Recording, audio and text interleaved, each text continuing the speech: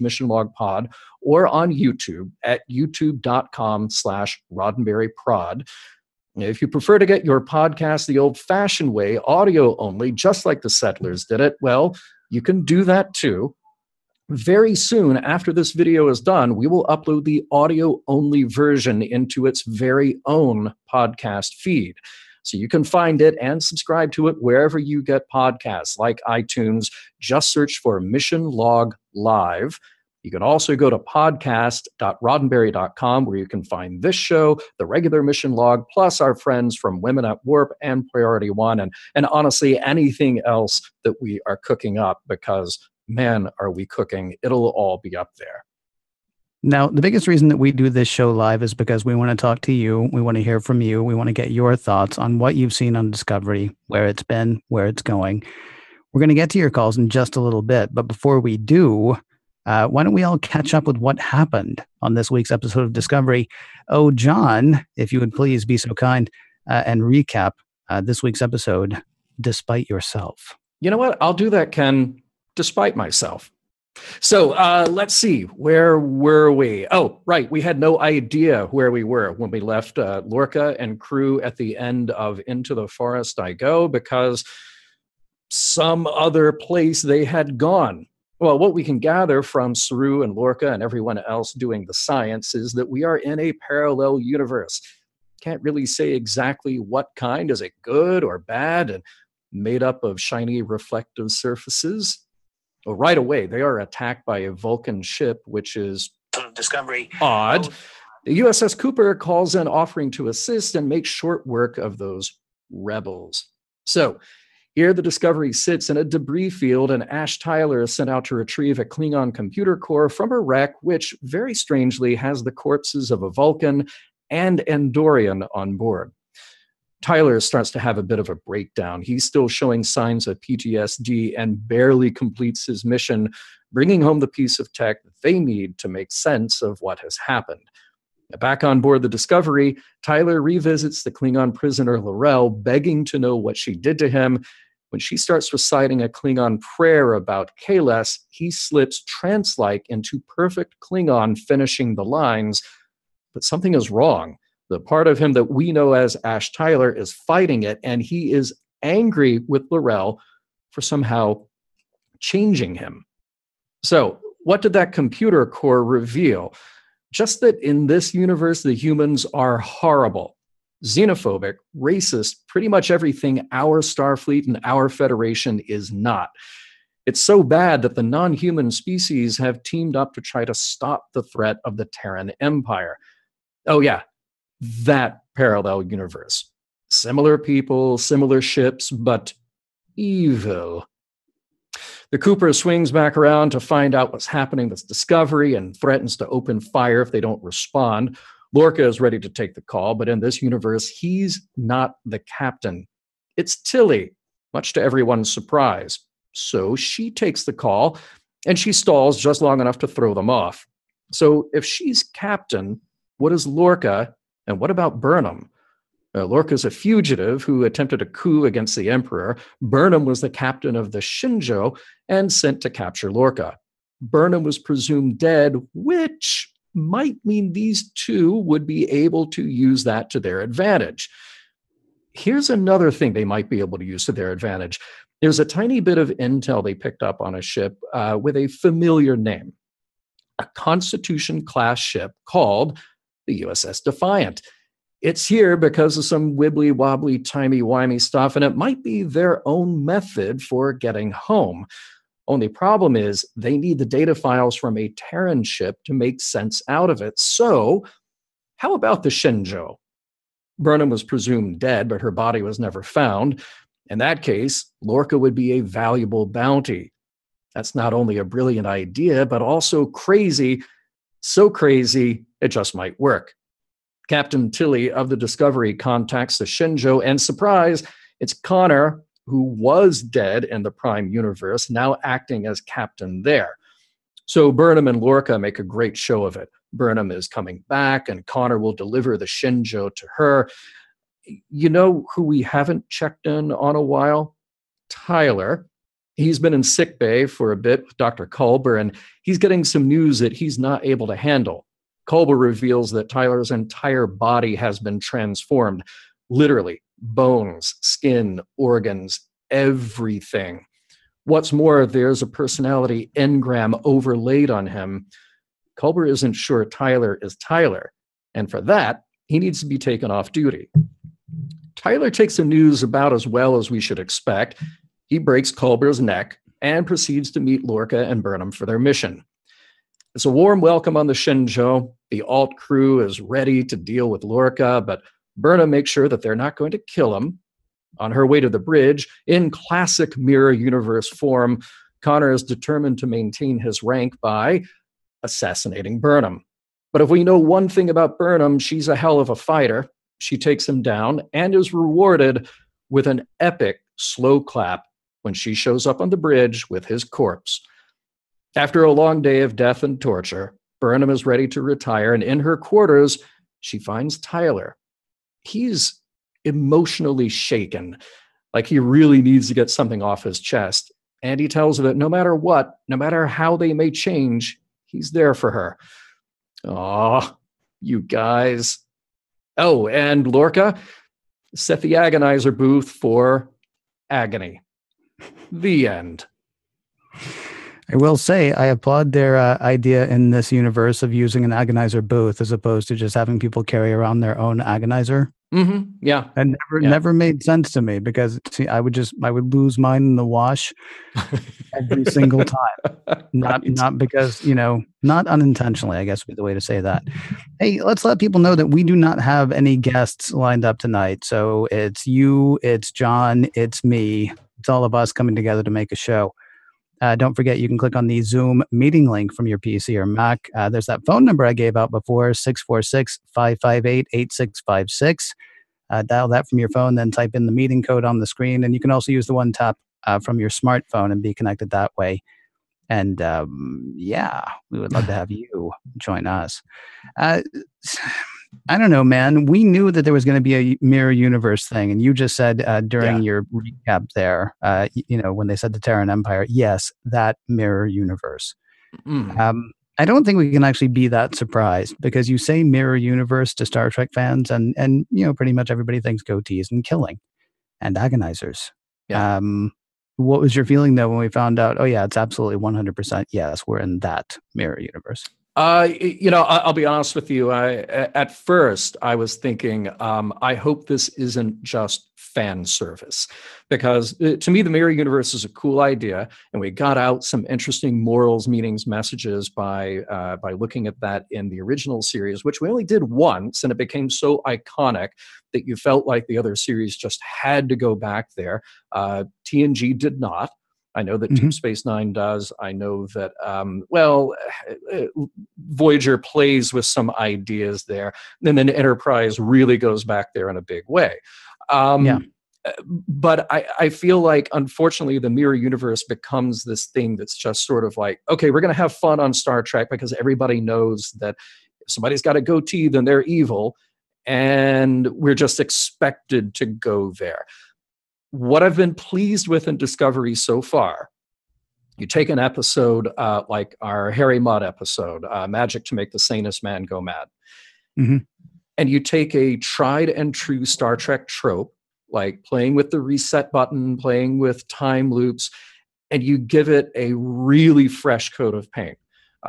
You're making it the same but different, and different enough to keep my interest to want to see where it's going next. So I feel like, and I hope, even though I didn't want Discovery to just land in the mirror universe and hopefully not spend a lot of time there, I hope that what we set up in this episode is an exploration of some bigger ideas to come. I feel like we got teases of that. There are some great lines in there.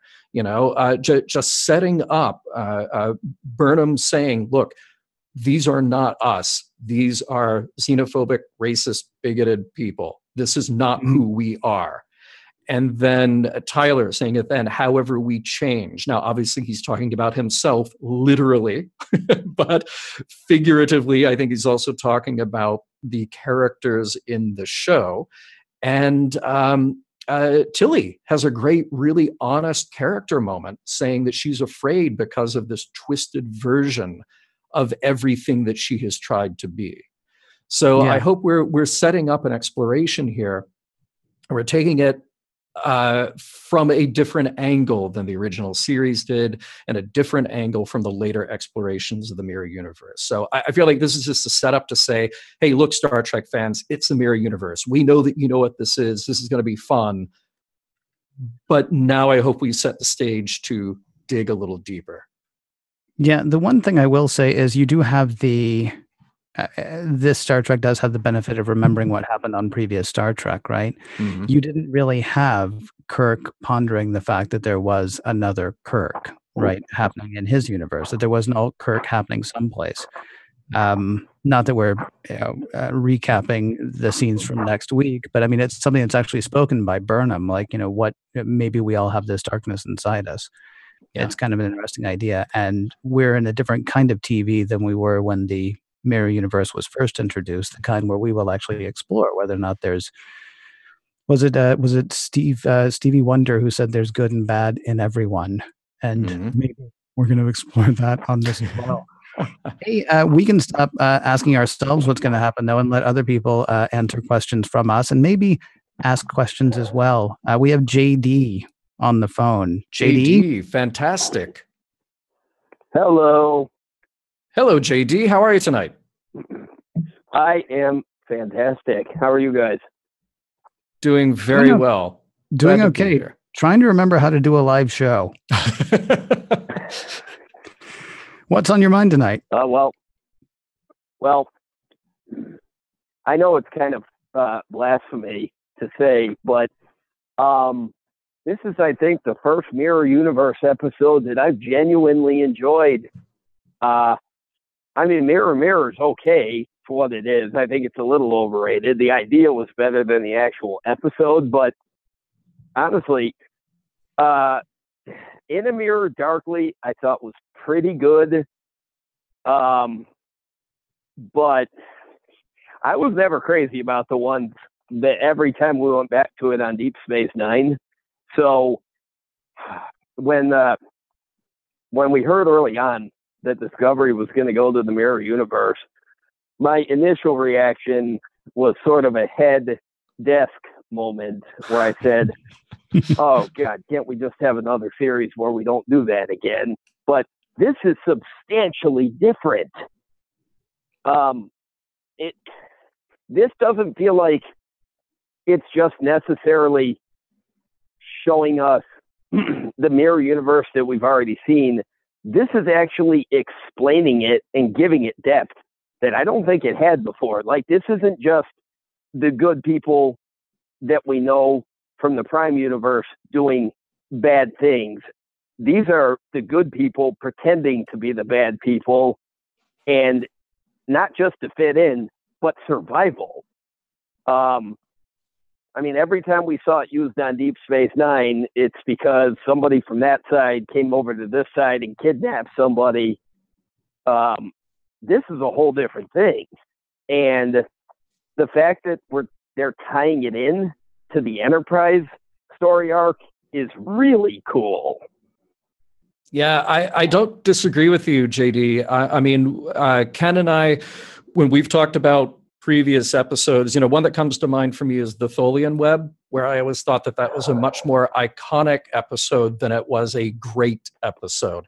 And I feel that way a little bit about, I feel that way a little bit about Mirror Mirror, where it's a very iconic episode, but to me, it falls maybe just a little short of greatness, although there are many great things in it. And I love that final exchange between Kirk and Alt Spock. I think that's terrific. Yes. But that's what I liked about this, because in any other context, if somebody just said like, oh, they're going back to the Mirror Universe, great. I would feel the same way. I would feel like, yeah, I'm really not interested in that. It's been done. It hasn't always been done in a compelling way. For some reason, to me, it felt like in this episode, the stakes were different. The depth was different, and the potential for doing something about the human condition felt different. Am I off base here, Ken or No. JD?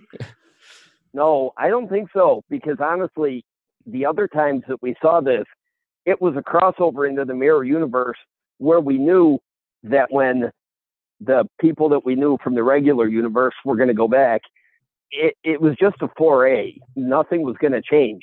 When this discovery goes back to the Prime universe, we don't know what that means in the overall span of things, or what it means for their future, because they mentioned the one thing where they said that last jump brought us here, and now they know that the results of what they found out about the Klingon cloaking technology, now they know it's compromised and they can't share it with Starfleet.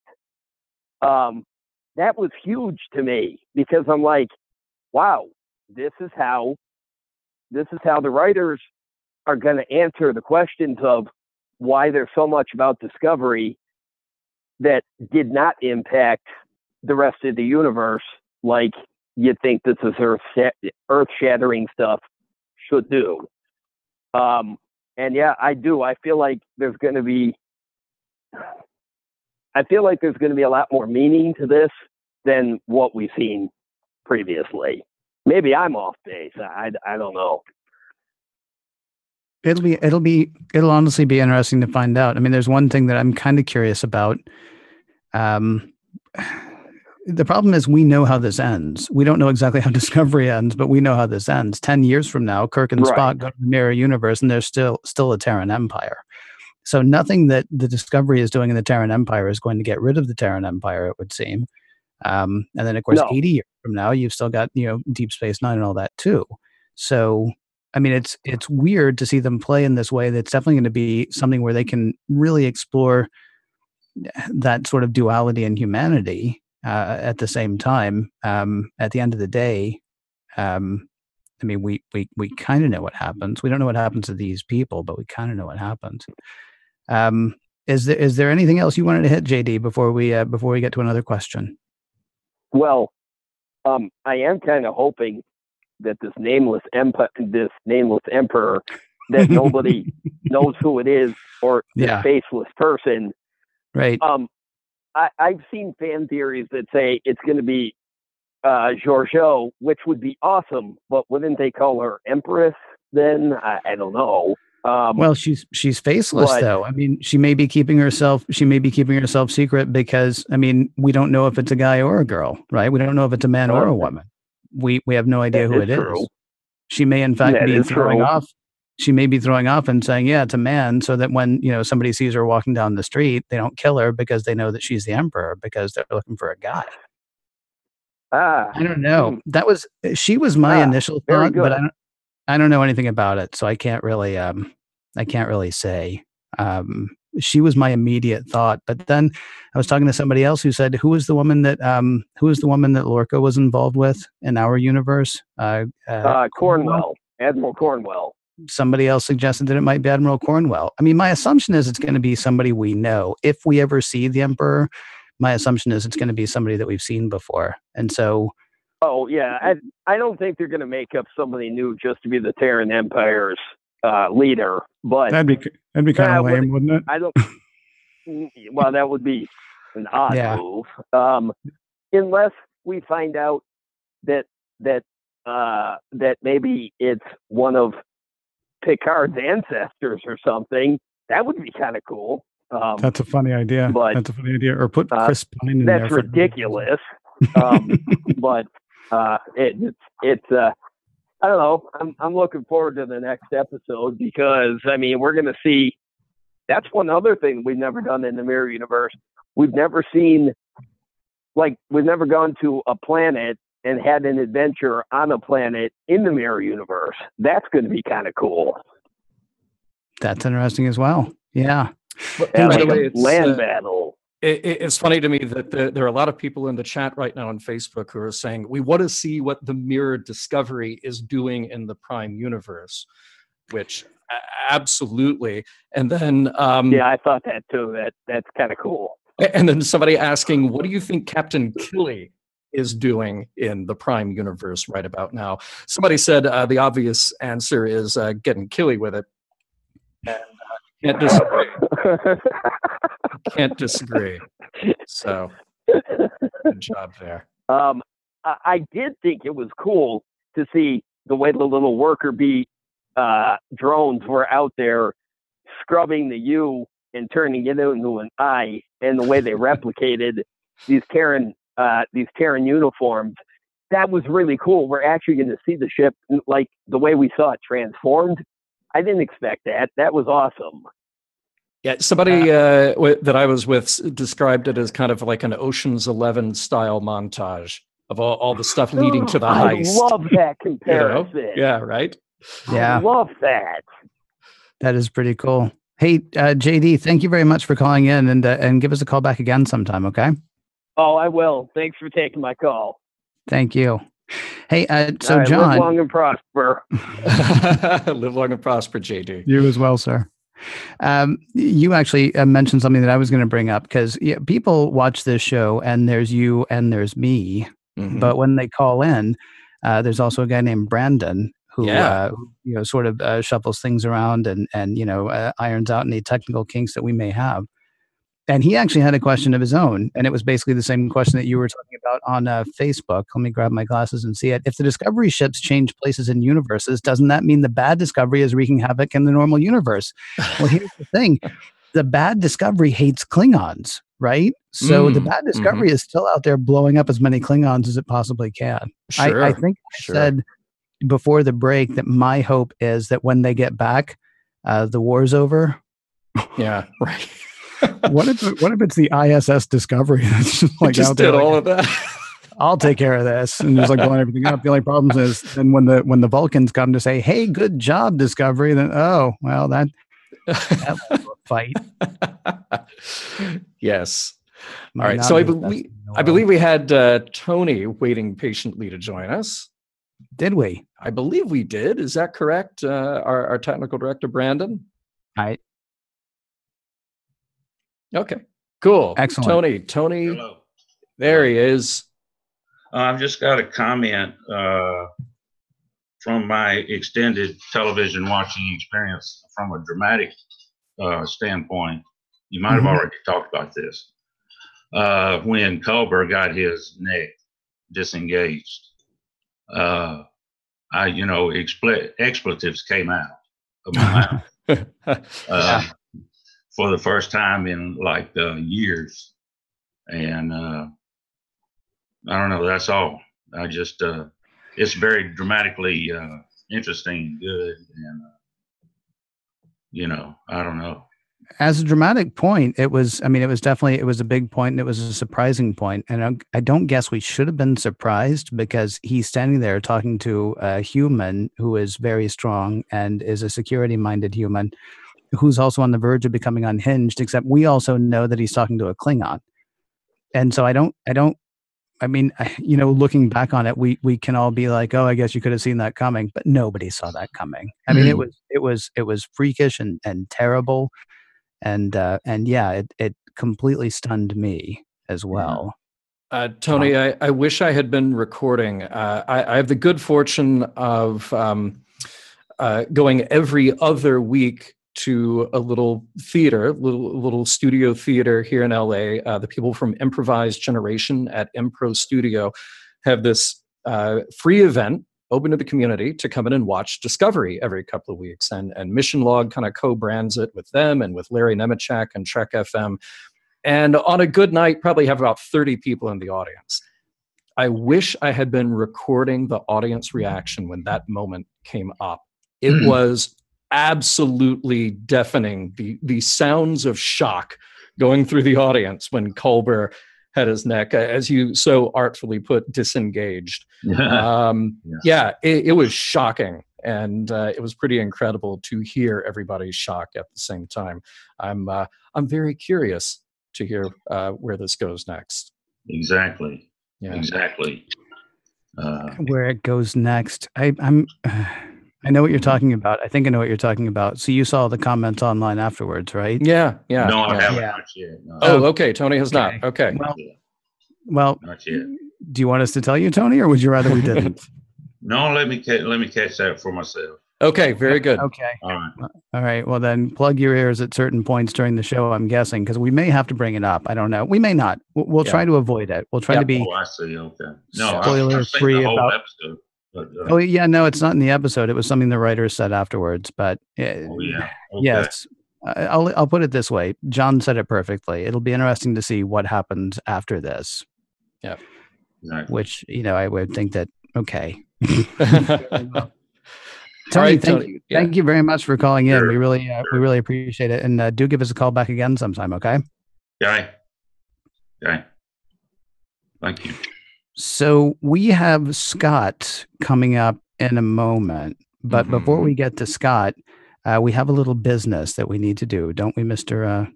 Champion? We always have a little bit of business to take care of, and this business is very exciting because we're talking about something that is brand new as of now. We're kind of we're kind of sort of breaking this with our friends at Eaglemoss. Yes. So eaglemoss.com/discovery starships, which you have heard us talk about on this show. It is the official Star Trek Discovery Starships collection. Ken, lead us in. Tell us what we need to know. Well, I mean, we're watching Discovery and we're all kind of excited.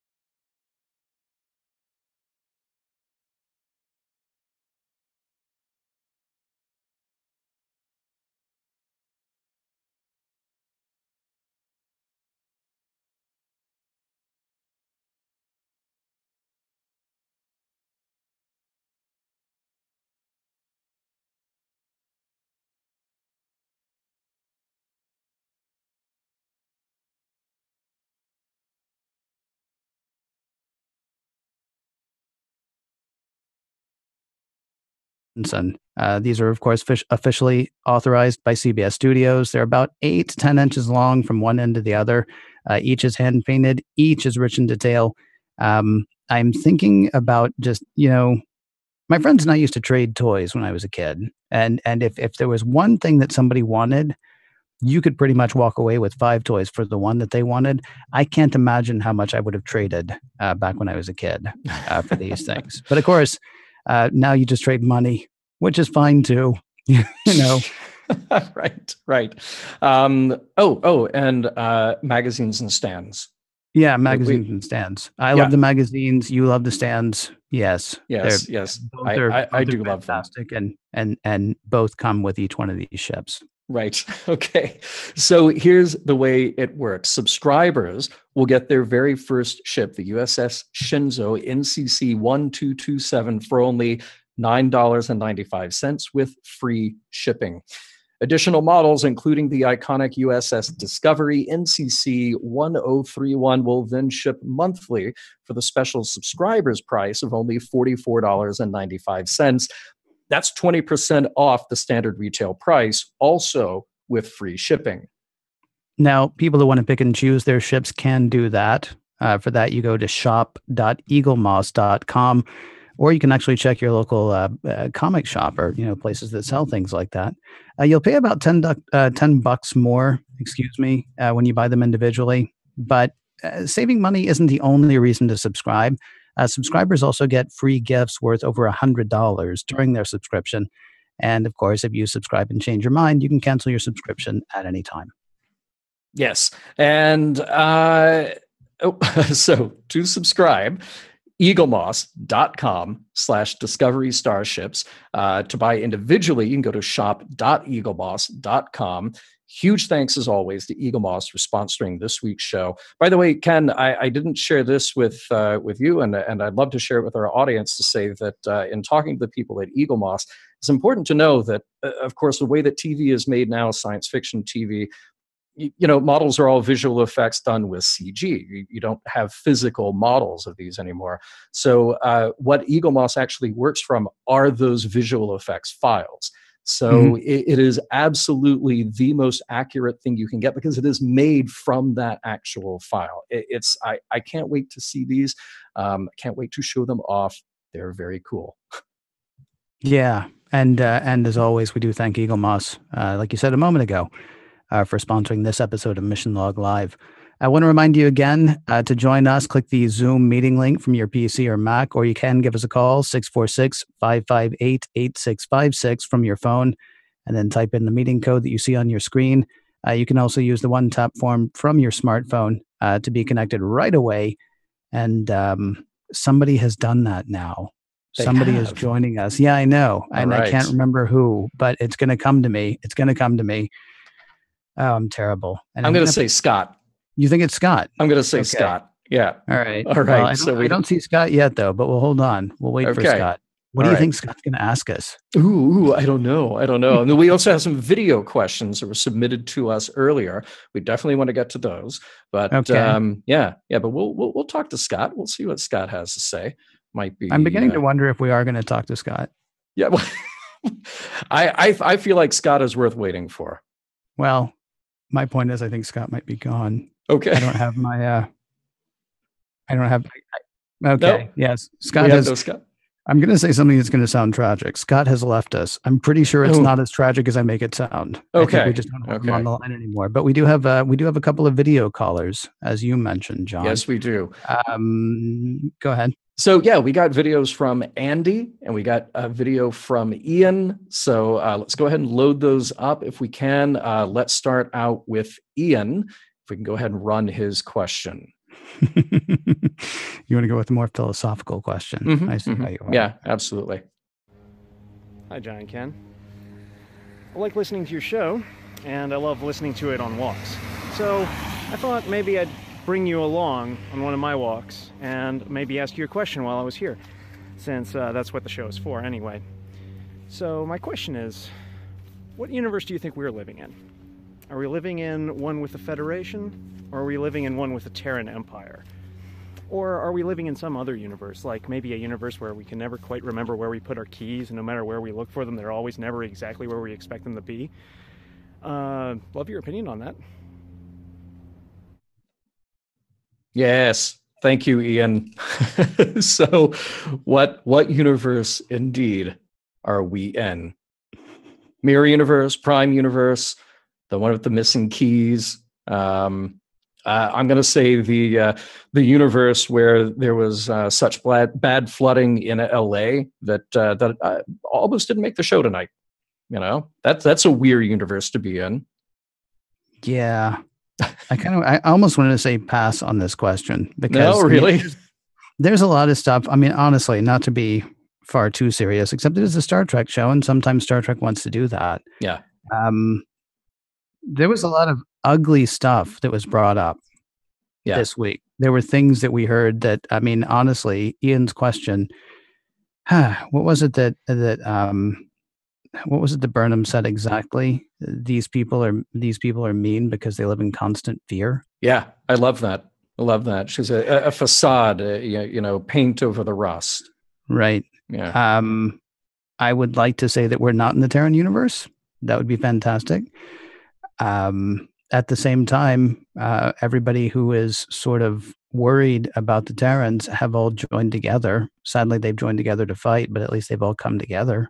Mm-hmm. So maybe even if we were in the Terran universe, it wouldn't necessarily be the worst thing if good things come of it eventually. But I mean, the problem is, I love your question. It's just sort of a funny question, but I can't help thinking about / worrying about where we are today, which I think is half the reason you had. I mean, that's the whole reason you had the mirror universe to begin with, right? Yeah. No, definitely a tinge of seriousness to Ian's question, and yeah, that's what kicks off the whole idea of the mirror universe. And again, talking about Discovery being a relevant show today, something that is about the political and social concerns of the people who are watching it.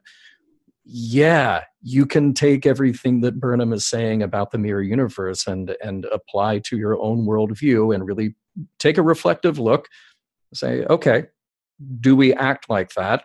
And are we like Tilly, who is insightful enough to say, that is exactly who I don't want to be? You know, I'll hand it to them in this respect for being able to pull a moral meaning / message out of that and inject it into this mirror universe for sure. Amazingly, I am not in the universe where I lose my car keys all the time. That totally seems like a thing I would do. Seems like a thing I would do, and yet not. Sadly, I would like to be in that one because then maybe I would just start Ubering every place or lifting.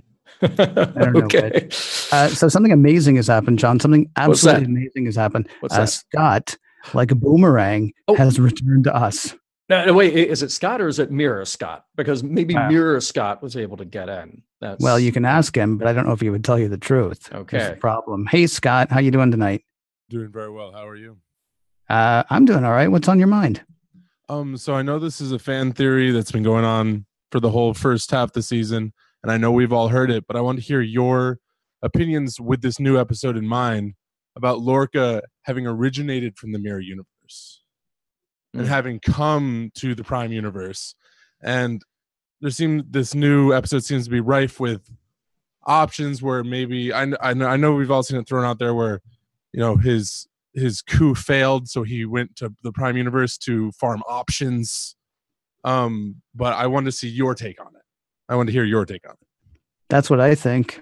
I mean, I don't know. I haven't heard anything else. I've been thinking though that Lorca was the mirror universe Lorca almost since the beginning. I actually think that the Lorca that we've seen may have killed the Lorca in our universe. I don't know for certain because I don't know anything for certain because I haven't heard anything about it. But I've always thought that maybe that's what he did. It explains his fascination with Michael Burnham. I've never understood why it was that he was so, everything hinged on making sure that Burnham was safe for him, including down to when she's like, I'm the only person who can go to the Klingon ship. It took seriously like 2 minutes of screen time for her to convince him that that was actually the only way to do it. There's no way he wanted anything bad to happen to her. And I think it's because he needs something to happen with her in the mirror universe, perhaps getting closer to the Emperor or whatever is going to happen. Because I don't know what happens next with them. But yeah, I think Lorca is home. I mean, that's what he actually said at the end of the last episode, too. He said, let's go home. Yeah. And then he took them to the mirror universe. I think Lorca is right where he wants to be and right where he belongs.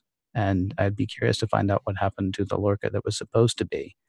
I have to agree with you. For a long time, I've been feeling that way. The only thing that seems strange to me, I guess, maybe tactically, and there's still more episodes to come, is handing himself over. And maybe he's more of a mastermind than I give him credit for, and he's poising himself right where he needs to be. But putting himself in prison as one of his first moves in the mirror universe seems like a strange one. Well, yeah, I mean, except he's on a ship that's captained by somebody who's actually his subordinate, right? I mean, she's in for it. What I thought was fascinating, actually, assuming he is from the mirror universe, it really showed his commitment to whatever his plan is, that he was willing to put himself in the agonizer. Because I don't know if you've heard, but that's agonizing. By the way, Earl Green, one of our listeners here in the chat, he says, Mirror Cole might be a nice guy, a lounge singer drafted into war or something like that. So I don't disagree with him there. No, you bring up a great point, Scott. I think that this kind of goes back to our poll question in our last show, which was, Lorca, good guy or bad guy? And it wasn't just he is a good guy or a mustache twirling bad guy, but is what he is up to. We know he's up to something, but is what he is up to ultimately going to be for good or for bad? We know he's not exactly who he seems to be. We know that he is pulling strings somehow to make things go the way he wants them to go, but we don't have a full picture yet. And I think that makes him one of the most fascinating characters we've had, not only on this show, but in Star Trek overall. That is interesting. The other part is that would interest me along that vein you just made me think of is if he's trying to institute some kind of change in the Terran Empire other than just taking over, because at least with his behavior in the Prime universe, either he adapts very well or he's not as xenophobic as many of the Terran Empire are. Yeah. I mean, his first officer is a non-human. Mm-hmm. Mm-hmm. Yeah. He might be cut from a different cloth. We don't know. Yeah. Yeah, I'm right there with you on that as well. Yeah. There might be another alternate Lorca who's like a game show host. You know, he could. Yeah, it's be all kinds of Lorcas. Lorcai. I would watch there. that show. Yeah. I would watch. I would totally watch that too. I like Lorcai. That's pretty good. Yeah. Thank you very much for your call, Scott. We really do appreciate you calling in. Yeah, absolutely. You know, it's funny because you guys keep talking about like, Vok the Lounge Singer and stuff like that. Actually, the one I was wondering about was Kodos the Executioner. Oh, Is yeah. he better or worse in this universe? Is he like Kodos the Executioner? Because there's more than one. He might be Kodos the fine art painter. You see, Kodos, the guy who makes those really great cakes. Yeah, is what I actually had. Or it might just be Kodos and Executioner. Yeah, there's more than one. And I like that in the mirror universe. So there's a lot of people creating mirror versions of it. We have let's see, Vok's Big Bites. We have there's some really good ones. Mirror Vok is an atheist who just wants to dance. I like that. Vok on the wild side. Kodos the pastry chef. I mean, just so many good ones that I don't know if I can take a Vok on the wild side. No. You sure? I don't know. Check back with me in a bit. Hey, we had another. Do we want to do our other video call, or is there something else we wanted to hit? Let's go ahead and take our video call from Andy. If we can roll that. Hey, John and Ken, it's Andy Goldberg from Beginning the Trek podcast. Promised I'd send you a video, and here it is. Here's my question. I'm looking at the current status of Discovery, where we are with things at the end of episode 10, and I see us in a parallel universe, so not my universe, with a captain of questionable ethics who may actually be from that universe at this point, a first officer afraid of his own shadow, a security officer who's actually a Klingon agent, and the supposed star of the show is a mutineer and a murderer who will basically do anything that she wants to do as long as she thinks that it's right. And I while these are really interesting characters and the storyline is starting to get really fascinating, I'm looking for what to root for in the last part of this season. As a fan, what am I looking for? Am I hoping somebody gets redeemed? I don't know if that's going to happen. Michael Burnham looked about as comfortable in the captain's chair of the ISS Shenzhou as she has the entire run of the show. So here I am, a fan. What am I rooting for? That's my question for you guys. Good luck discussing it, and I'll be listening to you tomorrow. Well, I got to say, I'm kind of there with some of Andy's questions. Not the stuff about Burnham, because I don't think she's quite as bad. I mean, we've talked about this before. We never really actually established, you and I don't believe, whether what Burnham did in Battle of the Binary Star and the other one. The very first one, the first two episodes, whether or not she ended up being good or bad in that. Yeah. I will say though, I don't know what or who I'm pulling for at this point. We still don't know if Lorca's a good guy. We don't know if he's up to something good or if he's up to something bad. We don't know if Ash Tyler is going to survive. We don't know if Vok is going to end up being a good person or a bad person, right? Or if he's going to exist by the time the whole thing is over. Yeah, I do kind of wish that we had a clearer idea of where we were headed. Yeah, because sometimes it sort of feels like we're doing like I don't know. It's almost like you didn't see that coming, and then you didn't see that coming. And I kind of want to be like, okay, I want to know where we're going now so that I can know who to pull for, as opposed to just the mind bleepery that we're being treated to week after week. Yeah, that's similar to my thoughts on that question as well. This is clearly Star Trek that is not directly reflective of other Star Treks, and the only way that I can put it, as kind of I did in another one of our conversations, which is, all right, we're going to take the Star Trek format, but we're going to put it in the most challenging thing that we can, which is this war background. So we're going to make our characters not nearly as comfortable as they have been in any other series that has dealt in the Star Trek universe. So what does that do to them? How does that challenge them? And how does it maybe compromise their morals? I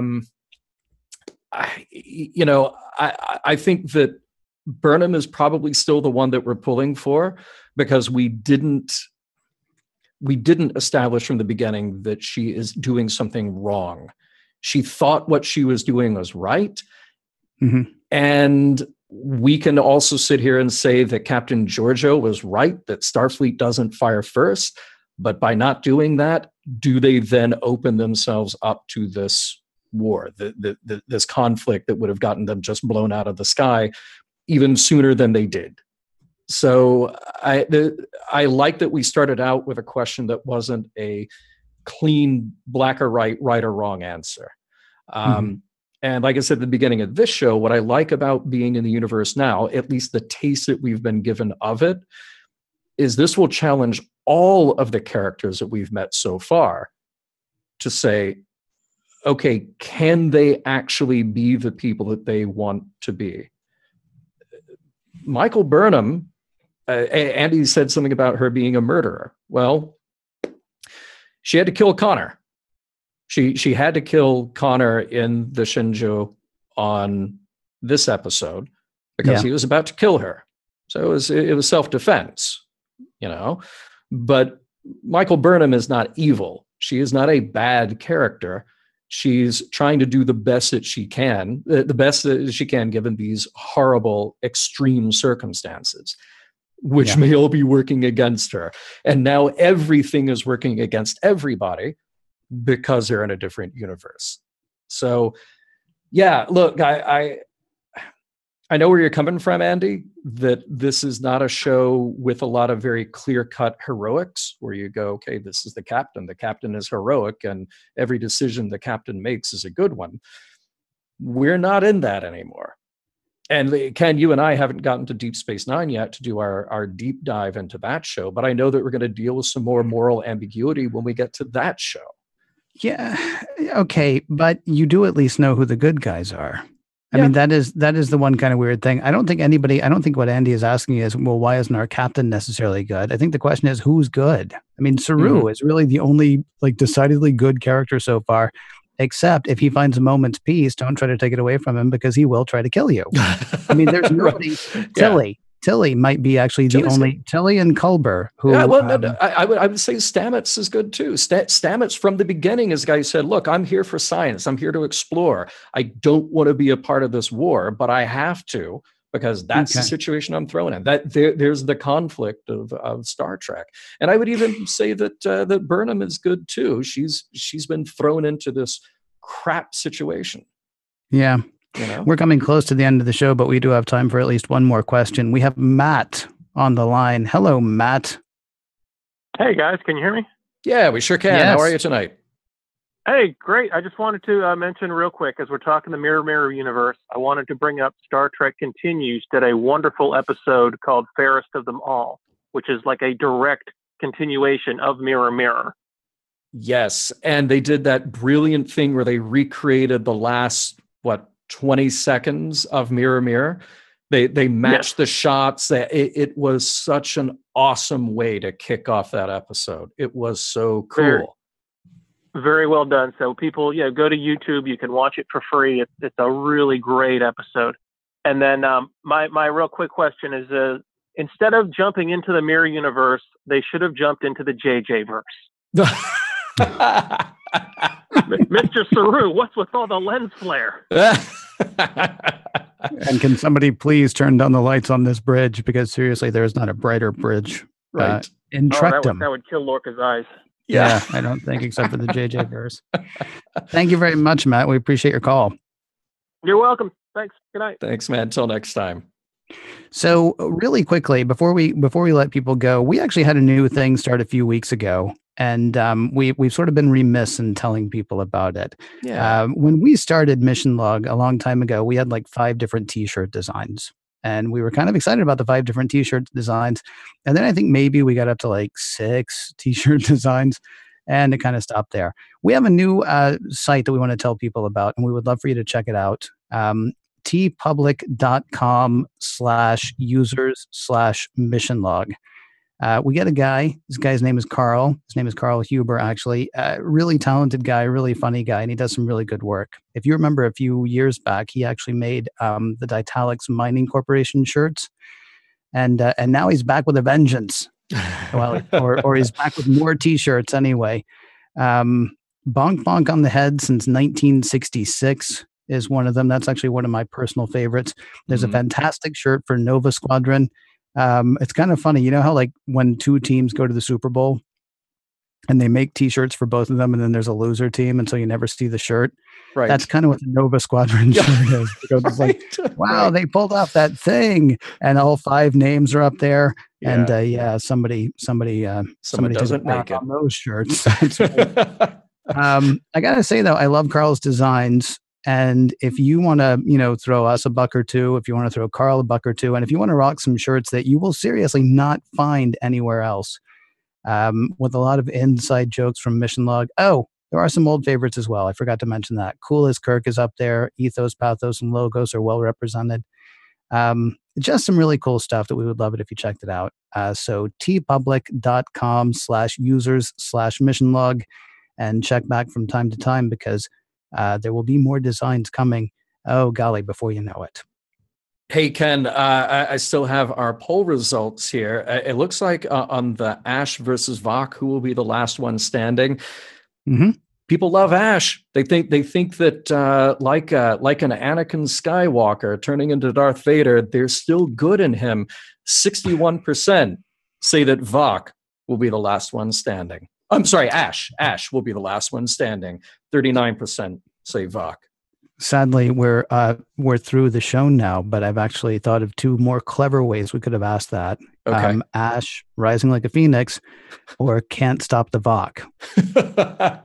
Those would have been great ways to do that. But hey, maybe we'll do that poll again next week. But clever. Yes, I like it. Mission Log Live is produced by Roddenberry Entertainment, executive producer Rod Roddenberry.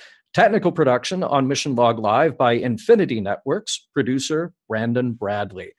Be sure to visit podcast.roddenberry.com for the latest from the Roddenberry Podcast Network, including not just Mission Log, but also Women at Warp and Priority One.